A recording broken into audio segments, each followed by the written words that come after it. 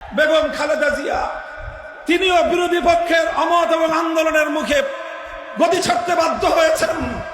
তিনি পদত্যাগ করেছেন এবং তিনি সরকারের মাধ্যমে নানাভাবে নিগৃহণের শিকার হয়ে অশীতিপর বয়সে জীবন এবং মৃত্যুর সন্ধিক্ষণে দাঁড়িয়ে বছরের পর বছর জেল খেটেছেন, কারারুদ্ধ থেকেছেন, কিন্তু দেশের জনগণকে ছেড়ে, দেশের মাটি ছেড়ে, তার দলের নেতা কর্মীদেরকে তোপের মুখে ফেলে দেশ ছেড়ে পালিয়ে যান না।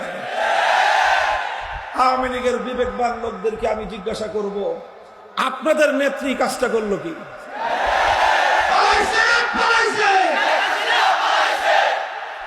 আমরা কিছু বলবো না, আপনাদের বিবেকের বদ্ধ দুয়ারটা খুলে দিয়ে আজকে রাত্রে বাড়িতে গিয়ে ঘুমাবেন আর নিজের কাছে, বিবেকের কাছে প্রশ্ন করবেন, আপনার নেত্রী যেই কাজটা করলো, তিনি এই কয়েকদিন আগেও বলেছিলেন শেখ হাসিনা পালায় না। আপনারা ওনার সুরে সুর মিলাই বলেছিলেন শেখ হাসিনা পালায় না। আমি এখন আপনাদের কাছে প্রশ্ন করতে চাই, শেখ হাসিনা পালিয়েছে না পালায় নাই?